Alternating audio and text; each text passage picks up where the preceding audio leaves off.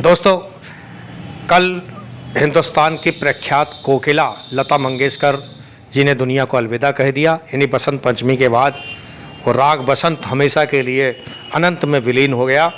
बात करते हैं इस सिलसिले में डॉक्टर राजेश शर्मा से। क्या कहना चाहेंगे लता जी के बारे में? डॉक्टर राजेश जी, मेरे दर्शक देख रहे हैं। हाँ जी, जानना चाहेंगे लता जी का जाना, मैं हमेशा इस बात से डरता था कि जिस दिन लता जी इस दुनिया से चली जाएंगी उस दिन क्या होगा। मैंने कभी किसी से कहा नहीं, लेकिन इस बात का डर मुझे हमेशा लगता था कि वो दिन कैसा होगा जिस दिन लता जी चली जाएंगी। और देखिए, पूरा हिंदुस्तान रो रहा था, हम सब रो रहे थे। खैर, उम्र होती है, जाना होता है। लेकिन मैं आपको बताऊं, लता जी से जुड़ा एक मेरा वाकया है कि लगभग 32 साल पहले मैं युवा था और मुझे एक नौकरी का ऑफ़र आया। वो नौकरी मैंने केवल पकड़ी इसलिए कि उसकी 2 महीने की ट्रेनिंग मुंबई में होनी थी। और जब मैं मुंबई पहुंचा तो आप सोचिए कि अंधेरी में एक होटल में मैं ठहरा हुआ था, जहां मुझे ठहराया गया था। और मैं वहां पहुंचा होटल में और मैंने वहां अपना सामान फेंका और मैं तुरंत ऑटो करके चौपाटी चला गया।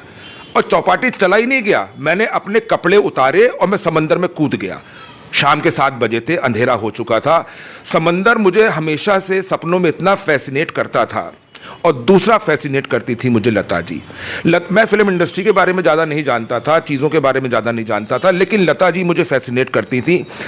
मैंने एक आध दिन जब होटल का माहौल देखा तो मैंने देखा तब भी लोग वहाँ संघर्ष कर रहे थे। मेरे सामने वाले कमरे में एक कोई लेखक थे, मेरे बराबर वाले कमरे में कोई संगीतकार जोड़ी थी, एक कमरे में कोई मेकअप आर्टिस्ट था। उस मेकअप आर्टिस्ट से मेरी दोस्ती भी हो गई और उसके पास एक कैमरा था। तो मुझे लगता था कि कैमरा बहुत बड़ी चीज़ थी, कैमरे फ़ोटो खिंचवाने के लिए मुंबई में आप किसका इस्तेमाल करेंगे। खैर, वो भी वहाँ मिल गया। तो क्या हुआ कि वो जो संगीतकार जोड़ी थी, तो मैं उनसे मिला, मैं कह रहा था लता जी का मुझे एड्रेस मिल जाए। तो उसने एक छोटी सी किताबिया सी कोई चीज़ निकाली और उसने कहा कि साहब मेरे पास मुंबई के खास लोगों के, उसमें दिलीप कुमार साहब, सुनील दत्त साहब, नरगिस, राज कपूर साहब, तमाम लोगों के पते और फ़ोन नंबर, लैंडलाइन नंबर लिखे थे। मैंने लता जी का नंबर लिया और मैं सीधा पहुंचा रिसेप्शन पे। मैंने वहाँ से फ़ोन लगा दिया। कमाल की बात है, एक ही बार में फ़ोन लग गया। और कमाल की बात यह है कि फ़ोन भी लता जी ने उठाया। मैंने सोचा नहीं था, एक्सपेक्ट नहीं किया था कि मेरा फ़ोन लता, मैं इतने उन्माद में था, इतनी जल्दी में था कि मैं ये नहीं सोच पा रहा था कि लता जी फ़ोन भी उठा सकती हैं। और लता जी ने फ़ोन उठा लिया। आवाज़ आई, कौन? जो कौन था उसका जो सारा रस था, मेरे कान के सारे तार झनकृत हो गए। मुझे ऐसा लगा कि पता नहीं क्या है, मतलब मैं भाव संज्ञा शून्य हो गया थोड़ी देर के लिए। फिर क्या हुआ, उधर से आवाज़ आई, कौन है? तो मैंने कहा, मैं राजेश। उधर से फिर बोली, कौन राजेश? हाँ, कौन राजेश? लता जी के मुंह से उनकी आवाज़ में अपने नाम को सुनना, ये मैं बता रहा हूँ, ये मेरे लिए थ्रिल था, थ्रिल। तो मैंने कहा कि मैं उत्तर प्रदेश का एक शहर है बरेली, वहाँ से आया हूँ, आपके दर्शन करना चाहता हूँ, आपसे मिलना चाहता हूँ। तो उन्होंने बिल्कुल साफ इनकार कर दिया, नहीं, मैं नहीं मिलती किसी से। तो मैंने कहा, भाई मेरी ज़िंदगी का एक मकसद है, एक सपना है कि मैं आपके पैर छू सकूँ। तो एक हल्की सी हंसी की आवाज़ आई उधर से। तो बोली, अच्छा आ जाओ, तुम्हें पता मालूम है? तो मैंने कहा, हाँ जी पता मुझे मालूम है। मुझे मालूम था पटेल रोड और ये जो उनका घर है उसका एड्रेस भी उन्होंने मुझे दे दिया था। जाने में 2 दिन लग गए, लेकिन जब मैं उनके घर पहुंचा तो ऐसी आज की तरह से कोई सिक्योरिटीज़ नहीं थी, कोई कुछ नहीं था। नॉर्मल जैसे आप किसी घर में जाते हैं, कॉल बेल दबाई तो फर्स्ट फ्लोर पे वो रहती थी। मैं गया तो मुझे किसी काम वाली लेडी आई, कोई वो भी मराठी थी, है ना, बहुत लंबी सी लांगदार साड़ी पहनी थी। उन्होंने मुझे वहाँ बिठाया। उस कमरे में ज़्यादा सादा सा कमरा था। एक तिंजौर की पेंटिंग लगी थी बड़ी खूबसूरत सी, एक बड़े से नटराज वहाँ रखे हुए थे, उन पर फूलों की माला पड़ी थी। खैर, लता जी आई तो एक गोटेदार साड़ी में थी वो, और उनकी 2 लंबी लंबी चोटियाँ, उन्होंने पल्ला ले रखा था, वो लटक रही थी, उनके हाथ में रुमाल था। चेहरे का भाव कुछ था, माथे पे चंदन का तिलक था। तो जैसे ही वो प्रवेश करी तो जैसे कोई देवी, कोई आभा, कोई एक बहुत अच्छी सी पॉजिटिव सी फीलिंग हुई। और फीलिंग आपके मन में भी होती है। बहरहाल मैंने उनके पैर छुए। फिल्म इंडस्ट्री के बारे में कुछ ज़्यादा जानता नहीं था, मेरे पास कुछ ज़्यादा बातें करने को नहीं थी।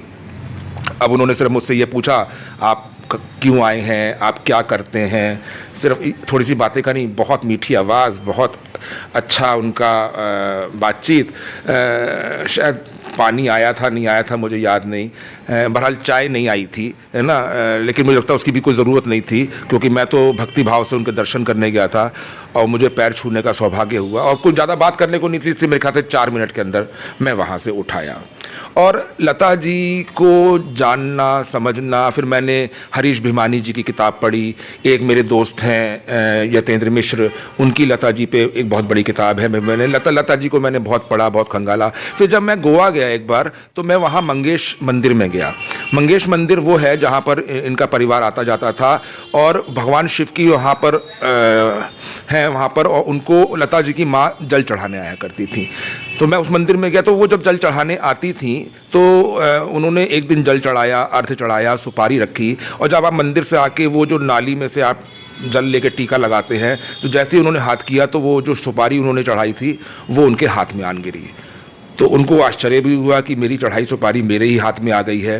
तो वो उसको अपने पल्लू में बांध के घर ले आई, और उसी दिन उन्हें पता लगा कि वो गर्भवती हैं, और उनके गर्भ में जो बच्चा था वो लता मंगेशकर जी थी। तो सीधे सीधे भगवान का आशीर्वाद है, हम लोगों के लिए बहुत बड़ी चीज़ है। और खूबी उनकी ये है कि ज्यों-ज्यों उनकी उम्र बढ़ती गई, त्यों-त्यों वो उनकी आवाज़ और जवान होती गई और मीठी होती गई। अब आप सोचिए 54 साल की उम्र में जब उन्होंने 16 बरस की बाली उम्र को सलाम गाया है, तो क्या कर्णप्रिय वाह, या वीर ज़ारा में उन्होंने जिस तरीके से आलाप लिए हैं, मुझे नहीं लगता संसार का कोई व्यक्ति इस तरीके से कर सकता है। बेहद अद्भुत। देखिए, ये थे डॉक्टर राजेश शर्मा, जिन्होंने लता मंगेशकर को खुद देखा है, साक्षात्कार हुआ है, 4 मिनट करीब बात हुई है। मुझे लगता है आपके संस्मरण कुछ ना कुछ प्रेरणा हमारे दर्शकों को भी देंगे। कला और संस्कृति के ऐसे विभूतियों से मिलते रहिए, सुनते रहिए उनको, जानते रहिए उनके संस्मरण। Thank you very much.